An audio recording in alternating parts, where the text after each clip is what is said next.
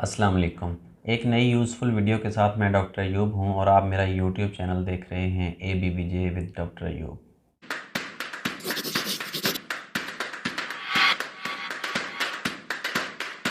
मुझे कुछ स्टूडेंट्स ने रिक्वेस्ट की है कि पंजाब पब्लिक सर्विस कमीशन ने लेक्चरर्स की कुछ सीट्स अनाउंस की हैं, तो उसकी प्रिपरेशन के लिए कोई वीडियो बनाएं या कोई हमें गाइड करें कि हम कहां कहां से तैयारी करें, किन किन बुक्स को फॉलो करें, किसी एकेडमी को आया ज्वाइन करना चाहिए या नहीं, और कैसे हम जो PPSC का टेस्ट है लेक्चर इकोनॉमिक्स का, इसमें सक्सेसफुल हो सकते हैं। तो आज की वीडियो उसी के हवाले से है। अगर इसके अलावा स्टूडेंट्स ये भी पूछते हैं कि आया इसमें कोई लक मैटर करती है, सिफारिश चलती है या कोई पेपर का वगैरह का, यानी स्टूडेंट्स के मल्टीपल क्वेश्चंस हैं। तो मैं उनका कोशिश करता हूँ कि एक ही वीडियो के अंदर कॉम्प्रिहेंसिवली रिस्पॉन्ड कर दूँ, ताकि स्टूडेंट्स को बार बार कॉल मैसेज करके पूछना ना पड़े। मैंने ख़ुद भी कॉलेज में सर्व किया है, मैं ख़ुद भी पंजाब पब्लिक सर्विस कमीशन से कॉलेज में लेक्चरर सेलेक्ट हुआ था। क्योंकि मैं इसमें एक्सपीरियंस्ड भी हूँ तो मैं अपना भी एक्सपीरियंस शेयर करूँगा। इसके अलावा जो कुछ मेरे स्टूडेंट्स भी सिलेक्ट हुए हैं, जो प्रीवियस बैचेस हैं उनके अंदर, एक मरतबा मैंने पंजाब पब्लिक सर्विस कमीशन के एग्ज़ाम की तैयारी भी करवाई थी, उसमें भी कुछ लोग सिलेक्ट हुए थे मुल्तान में। तो मैं कोशिश करूँगा कि जो क्रक्स है इस सारे एक्सपीरियंस का वो मैं एक ही वीडियो में बयान कर दूँ। बहुत ज़्यादा वीडियोस दे तो विदाउट वेस्टिंग एनी टाइम मैं इसके दो एस्पेक्ट्स पे रोशनी डालूँगा। एक तो पहला जो बिहेवियरल एस्पेक्ट है उस पे, और फिर कुछ जो हैं वो टेक्निकल एस्पेक्ट पे हम बात कर लेते हैं। ये जो कॉन्सेप्ट है कि लक मैटर करती है या इसमें कोई सिफारिश मैटर करती है या इसमें कोई other factors other than hard work कोई फैक्टर्स मैटर करते हैं, तो ऐसा बिल्कुल भी नहीं है। इसमें जो सबसे ज़्यादा चीज़ मैटर करती है वो आपका पैशन है, और जो उसके साथ जो फंडामेंटल जो पिवटल रोल है वो आपके सब्जेक्ट के नॉलेज का है। अब आप स्टूडेंट्स को पता है कि 140 अराउंड 140 सीट्स अगर अनाउंस हुई हैं, तो पंजाब पब्लिक सर्विस कमीशन एक सीट के अगेंस्ट 5 लोगों को इंटरव्यू के लिए कॉल करेगा। 5 लोगों के इंटरव्यू के कॉल का मतलब ये है कि 700 के करीब कैंडिडेट्स को उन्होंने कॉल करनी है। और पंजाब से अगर लेट्स से 10,000 स्टूडेंट्स अपेयर हो रहे हैं टेस्ट के लिए, तो उसमें से जो टॉपर 700 कैंडिडेट्स हैं उनको उन्होंने कॉल करनी है। तो इसमें लक से ज़्यादा, सिफारिश से ज़्यादा हार्ड वर्क मैटर करता है, आपके सब्जेक्ट का नॉलेज मैटर करता है। एकेडमी ज्वाइन करने की जहाँ तक बात है, अगर आप एकेडमी ज्वाइन करेंगे तो भी पढ़ना आपने खुद है। अगर इंस्ट्रक्टर है, कोई आपको कोचिंग करवा रहा है, वो आपकी रूटीन सेट करने में हेल्पफुल हो सकता है, आपको रोज़ाना एक बुनियाद पर पढ़ाई करने में। अदरवाइज़ टिप्स कितने हो सकते हैं, टिप्स चंद ही हैं, और उनमें सबसे जो फंडामेंटल टिप है वो ये है कि आप कितना हार्ड वर्क कर सकते हैं, आप कितनी बुक्स पढ़ सकते हैं, आप कैसे इस टेक्निक को समझ सकते हैं। आपने 100 MCQs के लिए 90 मिनट्स में टेस्ट अवेल करना है, और आपने टॉपर 700 कैंडिडेट्स के अंदर अपीयर होना है। अगर आपने ऐसा करना है तो इसमें आपकी स्किल बहुत ज़्यादा मैटर करती है। इसमें आप कितना इफेक्टिवली अपने ब्रेन को यूटिलाइज़ करते हैं ये मैटर करता है। आपका 20% का जनरल नॉलेज है, 20% के जनरल नॉलेज में आप कितना क्विकली करते हैं, और 80% का जो सब्जेक्ट है उसमें आप कैसे करते हैं। हाँ, जहाँ तक टिप्स देने की बात है या गाइड करने की बात है, तो मैं वो कोशिश करता हूँ कि इसको कॉम्प्रिहेंसिवली आपको बता दूँ कि एग्ज़ामिनर का माइंडसेट क्या होता है, इकोनॉमिक सब्जेक्ट में कैसे कौन कौन सी चीज़ें इंपॉर्टेंट होती हैं। इसके अलावा आपकी उस डे की प्रिपरेशन कितनी इंपॉर्टेंट है। तो इसके बिहेवियरल एस्पेक्ट्स को पहले डिस्कस कर लेते हैं कि मैंने एक दो और वीडियोस के अंदर भी ये जिक्र किया है कि आप कोई भी टास्क परफॉर्म करना चाहते हैं, कोई भी गोल अचीव करना चाहते हैं, तो उसके लिए 3 फंडामेंटल चीज़ें हैं, 3 बुनियादी चीज़ें हैं जो कि जिन पर अमल करना ज़रूरी है। हर कैंडिडेट ने एक सीट के लिए स्ट्रगल करना है। इवन ये तो 140 सीट्स हैं, लेकिन अगर 5 सीट्स भी हों तो भी आपने तो एक सीट के अगेंस्ट स्ट्रगल करना है। तो लक फैक्टर पे ध्यान देने की बजाय या सिफारिश और इस किस्म की चीज़ों को सोचने की बजाय आप 3 चीज़ों पर बिलीव करें। एक तो ये कि आप कितनी शिद्दत से ये चाहते हैं कि आप इसमें सेलेक्ट हो जाएं, यानी आपकी ख्वाहिश किस शिद्दत की है, आपकी ख्वाहिश की नौयत क्या है। अगर आप सर्व करना चाहते हैं नेशन को, अगर आप आगे बढ़ना चाहते हैं, अगर आप अपनी और अपनी फैमिली का लिविंग स्टैंडर्ड, अपना रहन सहन बेहतर करना चाहते हैं, तो आपके लिए आपके अंदर इसके लिए मोटिवेशन बहुत स्ट्रांग होनी चाहिए। क्योंकि आप जितने मोटिवेटेड होंगे, जितने चार्ज होंगे, उतने ज़्यादा आप हार्ड वर्क करेंगे, उतना ज़्यादा आप इसको बुक्स में से बुक्स पढ़ेंगे। इसके अलावा आप अपने नोट्स तैयार करेंगे, और कुछ जो टिप्स हम जो बात करेंगे उन पे अमल करने के लिए आप उतने ही रेडी होंगे। दूसरा ये है कि आपको उम्मीद होनी चाहिए, आपको यकीन होना चाहिए कि आप इस मकसद में कामयाब ज़रूर ठहरेंगे। अगर आपको ये 3 चीज़ें, 3 एलिमेंट्स पर आप यकीन रखते हैं कि आपके अंदर शदीद ख्वाहिश हो कि मैंने कॉलेज में सिलेक्ट हो, कि मैंने सर्व करना है, नेशन बिल्डिंग करनी है, मैंने first year, second year, third year, fourth year या बीएस के बच्चों को पढ़ाना है, तो उससे मेरी ख़ुद की लर्निंग भी इम्प्रूव होगी और इसके अलावा मैं कुछ तालीम और तरबियत में काम में भी आऊँगा या आऊँगी। इसके अलावा आपको उम्मीद कितनी है कि मैं इसमें कामयाब हो जाऊँगी, अपनी स्किल, अपने टैलेंट पर कितना यकीन है, और इस बात पर कितना यकीन है कि खुदा ताला मेरी क्योंकि मेरी इंटेंशन ठीक है, मेरी मोटिवेशन ठीक है, तो खुदा ताला मेरी इसमें ज़रूर मदद फरमाएगा। इन 3 बातों के बाद मेरा नहीं ख्याल कि आपको कुछ और सोचना चाहिए, बल्कि इधर उधर की तमाम जो एक्टिविटी है उससे डिस्कनेक्ट होके, डिस्ट्रैक्शंस फ्री होके, यानी आप जितने ज़्यादा डिस्कशन लोगों के साथ करेंगे उतने ज़्यादा आप कंफ्यूज हो जाएंगे, उतना कम टाइम आपके पास बचेगा स्टडी करने के लिए। जो बुनियादी चीज़ है वो आपका टेक्निकल नॉलेज है। 80 क्वेश्चंस आपके सब्जेक्ट में से ही अपीयर होने हैं। वो थोड़े से इररेलेवेंट या थोड़े से रेलिवेंट, थोड़ा सा आगे पीछे हो सकते हैं, मगर ऐसा नहीं हो सकता कि वो 80 क्वेश्चंस इकोनॉमिक्स के स्टूडेंट को पॉलिटिकल साइंस से पूछ लिए जाएँ, या इकोनॉमिक्स के स्टूडेंट को साइकोलॉजी से या सोशियोलॉजी से पूछ लिए जाएँ।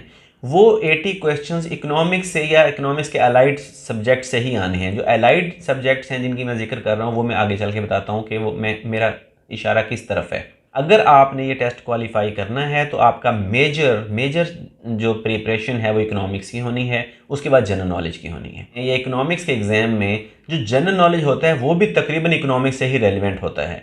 मिसाल के तौर पर जैसे हम कह दें कि जो मुआशी पाबंदियाँ आयद हो रही हैं रशिया यूक्रेन की वॉर पे, तो इसका इम्पैक्ट क्या होगा। स्विफ्ट अगर सिस्टम बंद हो गया है, ये स्विफ्ट सिस्टम बैंकिंग को किस तरह डैमेज करेगा। इसके अलावा क्रिप्टो करेंसी को कैसे डील किया जा सकता है आने वाले दिनों में। स्टेट बैंक को ऑटोनॉमी दी गई है या स्टेट बैंक का अमेंडमेंट बिल पास किया गया, इसका क्या इम्पैक्ट होगा। अब मॉनेटरी पॉलिसी कैसे गवर्न होगी। अगर आईएमएफ का प्रोग्राम हम फॉलो कर रहे हैं तो आईएमएफ की डिमांड्स क्या क्या हैं। तो इस किस्म का ही जनरल नॉलेज इसके अंदर अपीयर होता है। हाँ, ये हो सकता है कि पाकिस्तान के पॉलिटिकल सिस्टम का, पॉलिटिकल पार्टीज जो 5 ईयर प्लान्स हुए हैं, ये भी जनरल नॉलेज में कंसीडर हो सकता है। जो मोस्ट कॉमन क्वेश्चन है वो ये है कि हमें हेल्पिंग बुक्स कौन सी पढ़नी चाहिए, बुक्स कौन सी लेनी चाहिए। तो मेरा मशवरा उसमें ये है कि तो आपने एमए एमएससी करते हुए जो बुक्स पढ़ी थी आप उन्हीं बुक्स को अगेन पढ़ें, जो नोट्स पढ़े थे आप उन्हीं नोट्स को दोबारा देखें। हाँ, ये एक स्टूडेंट ने मुझे पूछा है कि क्या हमें first year, second year, third year की बुक्स पढ़नी चाहिए। तो मेरा मशवरा ये है कि आप first year, second year, third year की बुक्स ना पढ़ें, बल्कि आप एमए एमएससी की बुक्स पढ़ें। एमए एमएससी की बुक्स में हम मेनली देख लेते हैं कि micro economics, macro economics, development economics, issues इन Pakistan economy, econometrics, international finance या इंटरनेशनल ट्रेड जिसे आप कहते हैं, ये ऐसे सब्जेक्ट्स हैं जो कि इन एनी केस अपीयर होने ही हैं। माइक्रो इकोनॉमिक्स और मैक्रो इकोनॉमिक्स में से ज़्यादा पोर्शन अपीयर होता है एग्ज़ाम के अंदर, और कुछ क्वेश्चंस इकोनोमेट्रिक्स से हैं, और ज़्यादातर क्वेश्चन जो हैं वो पाकिस्तान इकोनॉमिक सर्वे से, इश्यूज़ इन पाकिस्तान इकोनॉमी से, डेवलपमेंट इकोनॉमिक्स से, जो हमारे बर्निंग इकोनॉमिक इश्यूज़ हैं उनमें से होते हैं। मिसाल के तौर पर इन्फ्लेशन है, मिसाल के तौर पर जो ह्यूमन रिसोर्स डेवलपमेंट है, इस किस्म के जो क्वेश्चन, स्किल डेवलपमेंट है, ये वो क्वेश्चंस हैं जो इन एनी केस अपीयर होने ही हैं। इन मेजर सब्जेक्ट्स के अलावा कुछ टॉपिक्स ऐसे हैं जो बर्निंग टॉपिक्स होते हैं। मिसाल के तौर पर monetary policy, interest rate policy, fiscal policy, taxation की पॉलिसी, इसके अलावा आईएमएफ का plan, external debt crisis, external debt का इशू, क्रिप्टो करेंसी का इशू। इसके साथ साथ जो स्कूल ऑफ थॉट है मैक्रो इकोनॉमिक्स के, क्लासिकल्स के, न्यू क्लासिकल के, बिजनेस साइकिल थ्योरीज हैं। तो ये ऐसे टॉपिक्स हैं जिनसे कोई पेपर सेटर अगर चाहे भी तो डेविएट नहीं कर सकता।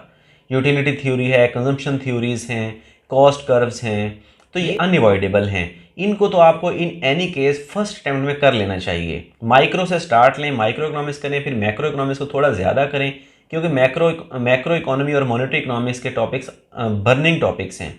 इसके अलावा डेवलपमेंट इकोनॉमिक्स को देखें, बुक्स सिर्फ वो पढ़ें जो आपने एमएमएससी में पढ़ी हैं, और जब उसके बाद टाइम बचेगा तो आप हेल्पिंग बुक्स भी ले सकते हैं। उसमें मेरा मशवरा ये है कि जब ये सारे आप मेजर सब्जेक्ट कर लें और जो एलाइड सब्जेक्ट्स मैंने कहा है कि वो कर लें, तो उसके बाद फिर आप हेल्पिंग बुक लें। कोई एक हेल्पिंग बुक लें, उसके क्वेश्चन सारे सॉल्व करें। जब वो कर लें तो फिर मार्केट से दूसरी हेल्पिंग बुक लेने के लिए जाएं, क्योंकि जो MCQ सेट करना है ये काफ़ी लेबोरियस काम है, ये मुश्किल काम है। इतनी ज़्यादा पेमेंट नहीं मिलती पब्लिक सर्विस कमीशन से कि कोई खुद से 100 या 80 MCQ डेवलप करे। तो हो सकता है किसी न किसी स्टेज पे वो 15-20 क्वेश्चन किसी न किसी जो बुक सामने पड़ी हो उसमें से डाल देते हैं, या इंटरनेट से उठा के डाल देते हैं, कॉपी पेस्ट कर देते हैं। मैं ये नहीं कहता यहाँ पर डिसाइड करने के लिए कि आप सारी की सारी तैयारी हेल्पिंग बुक्स से करें। मैंने ये कहा है कि पहले आप अपनी जो भी बुक्स नोट्स आपने पढ़े हैं MMSE में वो करें। वो सब करने के बाद आप एक हेल्पिंग बुक लें, उसको सॉल्व करने की कोशिश करें। फिर कोई दूसरी हेल्पिंग बुक लें, जैसे एक मरतबा डॉगर्स की ले लें, दूसरी दफ़ा कारवान की ले लें, तीसरी दफ़ा कोई भट्टी पब्लिशर्स की ले लें। तो इस तरह आप पहले एक बुक करें, फिर दूसरी बुक करें, फिर तीसरी बुक, जितना टाइम आपको बचे। अब आप आ जाएं, मेरी अंडरस्टैंडिंग के मुताबिक 20% का जो जनरल नॉलेज है, तो 20% का ही करंट इकोनॉमिक अफेयर्स ऐड कर लें आप। मेरा जहाँ तक ज़ाती ख्याल है कि 60 क्वेश्चन आपके कोर सब्जेक्ट्स में से आते हैं। जो 40 क्वेश्चंस हैं वो आमतौर पर 20% जनरल नॉलेज, वो भी इकोनॉमिक्स से रेलिवेंट जनरल नॉलेज होता है पाकिस्तान इकोनॉमिक सर्वे वगैरह से, और 20 क्वेश्चंस को ऐसे समझ लें जो कि डे टू डे टॉपिक्स में से आते हैं। मिसाल के तौर पर जैसे मैंने कहा कि स्विफ्ट सिस्टम बंद हो जाए तो क्या होगा, ऑयल प्राइसेस ऊपर नीचे हो जाएं, एक्सचेंज रेट की डायनामिक्स हैं।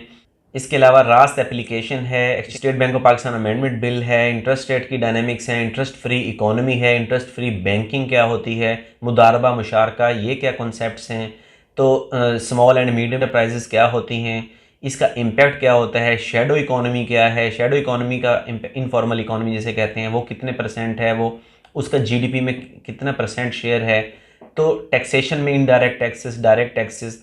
तो ये यूँ समझ लें कि ये भी तकरीबन 40 क्वेश्चंस टोटल बनते हैं, general knowledge plus economic general knowledge. तो ये दोनों चीज़ों पर आपने फोकस करना है। अब यहाँ पे क्वेश्चन ये अपीयर होता है कि मैं इस पर इतना स्ट्रेस क्यों कर रहा हूँ। मैं इस पर स्ट्रेस इसलिए कर रहा हूँ कि पाकिस्तानी पेपर सेटर्स का एक ख़ास माइंडसेट होता है कि इनको डिजिट्स, नंबर्स ये बहुत पसंद होते हैं। ये क्वेश्चंस बनाने आसान होते हैं और ट्रिकी ज़्यादा होते हैं, तो इसलिए ये क्वेश्चंस आम तौर पर इकोनॉमिक्स के टेस्ट में थोड़े से ज़्यादा अपीयर हो जाते हैं। तो और दूसरी बात ये है कि क्योंकि आपने जो 60 क्वेश्चंस का मैंने जिक्र किया है, अगर किसी ने MMSE में 3 CGPA लिया हुआ है या किसी ने फर्स्ट डिवीज़न ली हुई है, तो यकीन करें कि उसको 60 क्वेश्चंस आते ही होंगे। मेरा अपना ख्याल है कि उसको 60 क्वेश्चन आते होंगे। जब उसको भी 60 क्वेश्चन आते हैं, आपको भी 60 क्वेश्चन आते हैं, तो फिर कंपटीशन कहाँ पे होगा जो 700 टॉप कैंडिडेट्स में आना है आपने। तो कंपटीशन इन 40 मार्क्स में होगा। जिसका इकोनॉमिक्स का जनरल नॉलेज अच्छा है, जिसका करंट अफेयर्स अच्छा है, जिसको जो इकोनॉमिक्स की न्यूज़ पढ़ता सुनता है, जिसको ऑफशोर कंपनीज़ का, लीक्स का और इन चीज़ों का पता है, जिसको ये अभी जो रिसेंटली क्रेडिट सूजी या स्विस हुआ है उसका पता है। तो इस किस्म के अब ये टॉपिक्स मैं इसलिए गिनवा रहा हूँ या इसका नाम इसलिए ले रहा हूँ कि जिस दिन पेपर सेटर पेपर बना रहा होगा या जिन दिनों में पेपर सेटर बना रहा होगा, उन दिनों में बर्निंग टॉपिक्स कौन से होंगे, तो वो तो ज़रूर अपीयर होंगे। मिसाल के तौर पर अगर आजकल पेपर बन रहा है तो ऐसा पेपर नहीं हो सकता जो रशिया यूक्रेन वॉर के इकोनॉमिक इम्पैक्ट के अलावा ही बन जाए, या ऐसा पेपर नहीं हो सकता कि जो रशिया की आइसोलेशन है ये क्या इम्पैक्ट करेगी एनर्जी प्राइसेस पर, ये क्या इम्पैक्ट करेगी ऑयल प्राइसेस पर, या इन्फ्लेशन पर। इन्फ्लेशन इस वक्त अगेन ग्लोबल इशू है। इन्फ्लेशन ऐसा टॉपिक है जो किसी भी वक्त एग्ज़ाम में अपीयर होता है। ये करंट अफेयर्स का टॉपिक भी है और ये इकोनॉमिक्स का टॉपिक भी है। इस तरह एक्सटर्नल डेट या एक्सचेंज रेट डायनामिक्स या डॉलर का रेट, ये ऐसे टॉपिक्स हैं जो हर किसी के माइंड में हर वक्त रहते हैं। अगर मेल टीचर्स ने पेपर सेट किया तो उसमें इकोनॉमिक अफेयर्स और करंट इकोनॉमिक्स का पोर्शन ज़्यादा होगा। अगर फीमेल टीचर ने पेपर सेट किया तो उसमें जो कॉन्सेप्चुअल पेपर है, यानी माइक्रो इकोनॉमिक्स के, मैक्रो इकोनॉमिक्स के थ्योरीज वगैरह हैं, उनका पोर्शन ज़्यादा होगा। तो to be on a safer side मैं ये सजेस्ट कर रहा हूँ कि आप सबसे पहले जो मैंने सब्जेक्ट्स बताए हैं वो पढ़ें। उसके बाद रूटीन में इकोनॉमिक्स की न्यूज़, जैसे डॉन के येलो पेजेस हैं, मंडे को जो डॉन आता है उसको देखें, उस पर हेडिंग्स कौन कौन सी अपीयर हो रही हैं। इसके अलावा जो तिजारत का सफ़ा होता है, अगर आप उर्दू अखबार पढ़ रहे हैं तो वहाँ बिज़नेस का सफ़ा, वहाँ पे ख़बरें देखें कौन कौन सी हैं। तो इसलिए आप हर तरह से तैयार रहें। एकेडमी की जहाँ तक बात है, आप अगर कोई प्रॉपर एकेडमी ज्वाइन करेंगे तो भी आपको खुद ही पढ़ना है। हाँ, ये उसका फ़ायदा ज़रूर है कि उससे एक रूटीन बन जाती है, कुछ नोट्स वो दे देते हैं, कुछ बुक्स को फॉलो करवा देते हैं, तो वो आपकी रूटीन बन जाएगी। आप डिस्ट्रैक्शन फ्री होकर कुछ घंटे एक ट्यूटर के साथ या एक टीचर के साथ गुजार सकेंगे, एक ग्रुप के अंदर स्टडी कर सकेंगे। ये उसका सबसे बड़ा फ़ायदा होता है। कोई सेंटर ज्वाइन कर सकते हैं, चाहे वो वर्चुअल हो, चाहे वो इन पर्सन हो, तो वो आप ज्वाइन कर लें। उससे आपकी एक रूटीन इस्टेब्लिश हो जाएगी। जब कभी टाइम मिले, जब आपका टाइम हो, तो आपकी जो MA MSc की बुक्स हैं उनकी आप ग्लॉसरी पढ़ें। अगर कुछ इसके अलावा अगर आपने करना है तो आप, मेरा मशवरा ये है कि ऑक्सफोर्ड की इकोनॉमिक्स की डिक्शनरी ले लें। उस डिक्शनरी को पढ़ते रहें, कहीं ना कहीं किसी न किसी टॉपिक को जो भी आपके माइंड में आए वो डिक्शनरी में देखें और उसको डिटेल में थोड़ा सा पढ़ लें। 90 मिनट्स के अंदर 100 क्वेश्चन से 100 MCQs अटैम्प्ट करना एक स्किल है, एक आर्ट है। और आपने माइंड में ये सिर्फ ये नहीं रखना कि हमने टेस्ट क्वालिफाई करना है, आपने ये रखना है कि मैंने टॉप 700 स्टूडेंट्स के अंदर अपीयर होना है। टेस्ट की तैयारी के लिए मैं इनको समराइज़ कर देता हूँ। करंट अफेयर्स प्लस इकोनॉमिक्स का जो करंट अफेयर्स है, इश्यूज़ इन पाकिस्तान इकोनॉमी है, पाकिस्तान इकोनॉमिक सर्वे है, प्लानिंग कमीशन की रिपोर्ट्स हैं, स्टेट बैंक की वेबसाइट को थोड़ा सा रोज़ाना देख लिया करें। दूसरी तरफ आपका जो फंडामेंटल नॉलेज है, micro economics, macro economics, development economics, econometrics और इंटरनेशनल ट्रेड वगैरह ये हो। बुक्स के लिए आप MA MSc की बुक्स पढ़ें, अपनी नोट्स पढ़ें, जो आपने हाईलाइट की हुई चीज़ें हैं उनको दोबारा देखें, कॉन्सेप्ट्स देखने की कोशिश करें। कोचिंग लेना चाहें तो कोचिंग ले लें, लेकिन उसमें भी हार्ड वर्क पर ही यकीन रखें और इस बात का यकीन रखें कि आपने एक सीट विन ज़रूर करनी है। एग्ज़ाम डे पर आफ्टर ऑल ये नर्व्स की गेम है, ये आपकी स्किल की गेम है, ये गेम है लक की नहीं है, बल्कि आपकी स्किल की गेम है कि आपने 90 मिनट्स में 100 MCQs कितने स्किलफुली अटैम्प्ट करने हैं, किस क्वेश्चन को कितना टाइम देना है। आपको पता है कि आपने लेस देन ए मिनट एक क्वेश्चन हल करना है। जिस तरह एग्ज़ाम की तैयारी के लिए आप सारा सिलेबस कवर नहीं कर सकते, इसी तरह ये वीडियो भी गाइडलाइन के तमाम पॉइंट्स कवर नहीं कर सकती। तो इसलिए मैं ये चाहूँगा कि अगर आपका कोई क्वेश्चन है, अगर आपका कोई क्वेरी है, तो आप कमेंट में कर लें या मुझे इनबॉक्स कर दें, तो मैं ट्राई करूँगा कि आपके क्वेश्चन का आंसर भी ज़रूर करूँ। और मुझे उम्मीद है कि आपको ये वीडियो पसंद आई होगी। आपके लिए बहुत सारी नेक तमन्नाएं और नेक ख्वाहिशात हैं मेरी तरफ से। अल्लाह ताला आपको कामयाब व कामरान करे। Thank you very much.